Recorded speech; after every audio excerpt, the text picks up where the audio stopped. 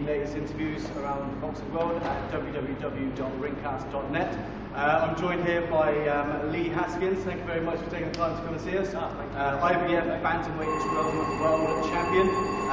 So, Lee, thank you very much again for taking the time to see us in your gym. Yeah, you're very welcome. So, let's start off. I want to get a bit of an insight as to what things like growing up. So, who was your favourite fighter growing up? Who did you kind of idolise when you were growing up? I think a great boxer for me was growing up watching Prince Nassim. I think his ring craft, the excitement he brought to the ring, stuff like that was amazing, and his confidence was massive. And I really enjoyed watching him. His style, his power, everything. Did you go to any of his fights when you were growing up? No, never actually. No. Just watched him on TV. I watched him. I always watched him on TV. To me, he was a great fighter. Have you ever met him? I haven't. No, I haven't never met him. No, he was just someone that when I first time watching him, I was like, wow, it's amazing to watch. And on that, it was like after every fight he had after watching. Okay, yeah, no, to be honest, I'm the same. Prince Naz is my favourite. Exclusive. I'm going to try and get Lee Haskins to meet Prince Naz. Got that on record. So, okay, so in terms of you growing up, obviously, I think you're similar ages to me. We both had kind of dream fights that we would want to watch. Yeah. For yourself, what's the dream fight for you? What for me to fight or for you to fight, and then I'll ask about the. For me to fight, I haven't got a dream fight I want for myself. I just want to be in the biggest fights possible. Like fighting in Vegas, something like that. Would be amazing. I don't want the biggest fight. I want the biggest opponents, and I want the mega fights. That's what I want. That's something I've always dreamt of, and now I'm on the verge of maybe be able to get them. Okay. And going on to that other point, what's the one fight that, past or present or future, that you really want to see? What's any division? I did want to see the Manny Pacquiao and Oliveira. Simply that's everybody wanted to watch it, but it didn't plan out how we wanted it. But I think everybody knew that would have been that way. But yeah, that was the fight I wanted to watch it. We got it in the end. Anything else? Any other fights right now that are really itching for you? I'm not too sure. I don't really like unless I'm boxing. I don't like to watch too much of it. I like to keep myself out of it, keep myself separate from it, and not many fights to really think about apart from that one. Okay, cool. So obviously touching on your last performance at Sawa, personally I've got to say that was an absolute beautiful performance. Really, really good. Obviously, you stopped in mid-rounds. Yeah. I actually thought the fight was going to go a little bit longer. Yeah. I had you down to win comfortably. Like I said, epic performance. What's next for you? We're in talks now with Golden Boy with that name now, that Mexican American guy who had the belt and given him when he was injured.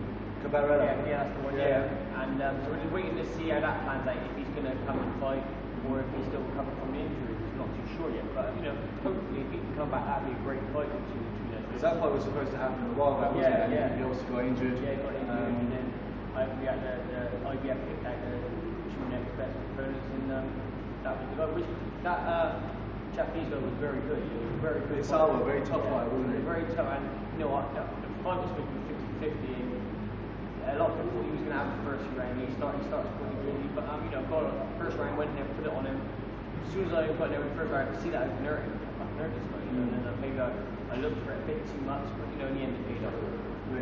A couple of, within the last 2 years, you fought a friend of mine actually, Don Broadhurst. From Birmingham. I know there was a bit of a rivalry back then. It was, but it seems like you guys are very hatchet now. Yeah, no, we're quite friends now. He was texting me on Facebook, texting back, and we were a bit banter, and that, it's good because boxing. The thing is, when I first met Don, he was the one that you give it all that, and I don't think he's quite friendly in that, but if he put on me, then I'm happy to put it back on me, and then we just clicked off that in that way.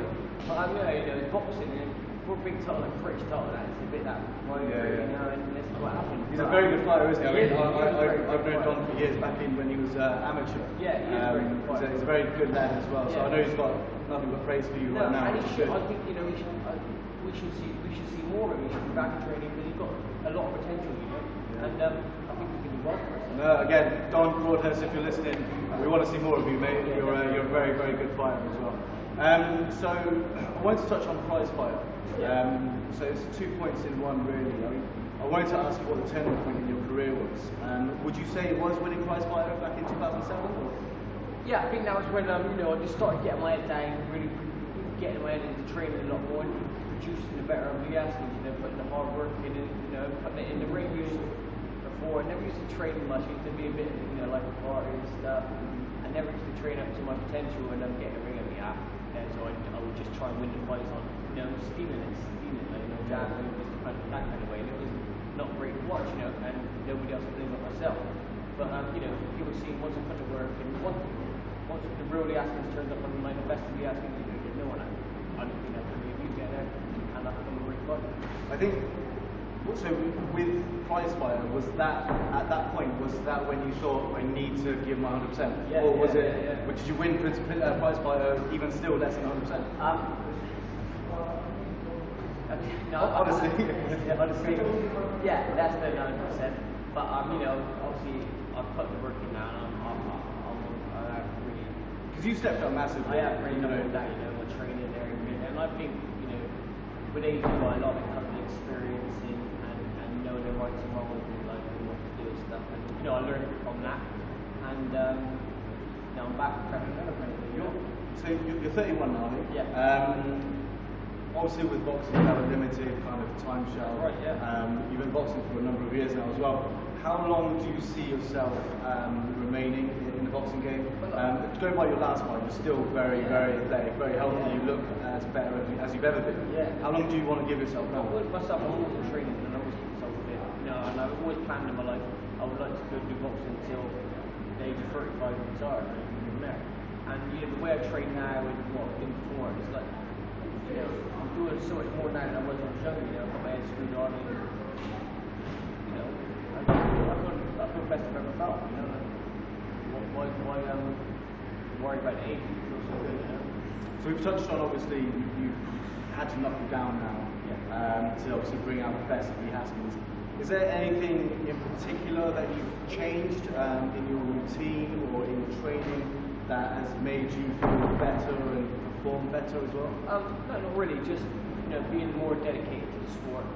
Like my manager was trying to get like, turn out like, whenever I'll get it, turn up half the time. Yeah. And just training for a certain amount of weeks for a fight, for a massive fight. 3 weeks in messing about kind of. And then I do the diet as well, like just cheap diet, as in starve myself sometimes and stuff like that. And just not perform right. And now I've got my head down. But a few years back now, I've got my head down. Sort of nutritionist, good training, I'm in the gym, and I mean, people might not believe, but I'm in the gym constantly, constantly in the gym, and just loving it now. Okay. So I wanted to touch on a fighter that you've fought before, you've actually beaten him as well. So McDonnell is somebody that you beat a few years back. I think he stopped in the eighth round. Pretty one-sided fight. He obviously now holds another version of the title.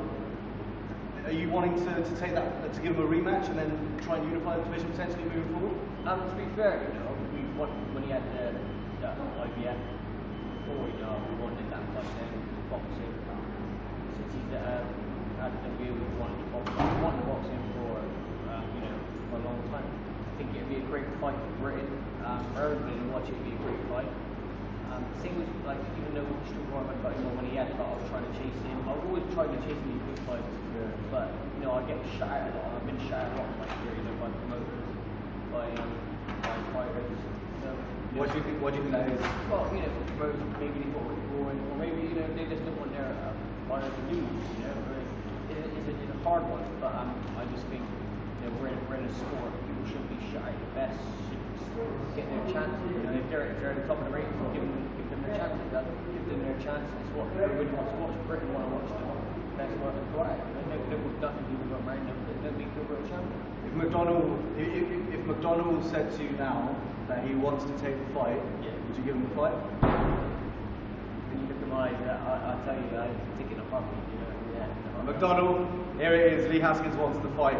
Let's make the fight. Let's do it. Let's do it. This is from Lee Haskins himself. From me, let's do it. Let's get it on right now. There you go. Right, so just to wrap up, Lee, I I want to ask you a question about other potential boxing fights in the UK.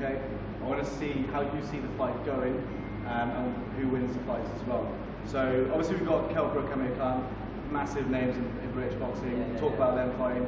We've got Anthony Joshua potentially fighting David Haye next year as well. Yeah. First off, Amir Khan versus Kell Brook. How does it go? Who wins? It's a hard one because I really do like Amir Khan. I'm a big fan. I'm becoming a good fan of Kell Brook as well. You know, watching his fight now. It's just for me at the moment. I think Khan has potentially better opponents, so it's just a hard one. I wouldn't want to pick. So I like both of them, so I'm not gonna say. I just You gotta say one. You gotta say one. You gotta say one. All right. I'll go with Kell Brook. I think. Stoppage? To be fair, I think we went on points. I think Khan would win. Yeah. But I think Brook would maybe knock him out. Okay.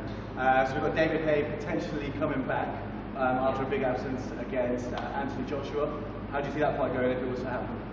I'd have to put my money on David Haye. I'm a big fan of David Haye. I like David Haye a lot, and his power is phenomenal, and his speed.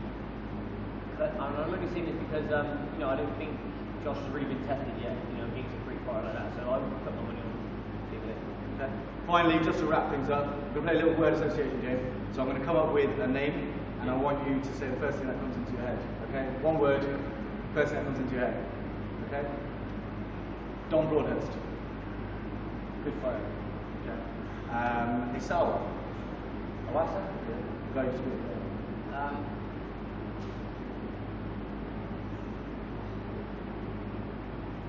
Not too sure. Okay. Okay. So Callum Smith. Callum Smith. I want to see him in a bigger fight. Okay. Mike Tyson. Great. Great. Yeah. Okay. Prince Naz. Great. Finally, one more. McDonnell. Let's fight. Rematch. Rematch. Yeah. Brilliant. So thank you very much, Lee, for taking the time out to see us. Check out the full interview, check out all of our latest podcasts, interviews, and all the articles that we do on the world of boxing. Check us out on social media and check us out at www.ringcast.net. Thank you very much, Lee. Thank you very much. Take care. Cheers. Bye.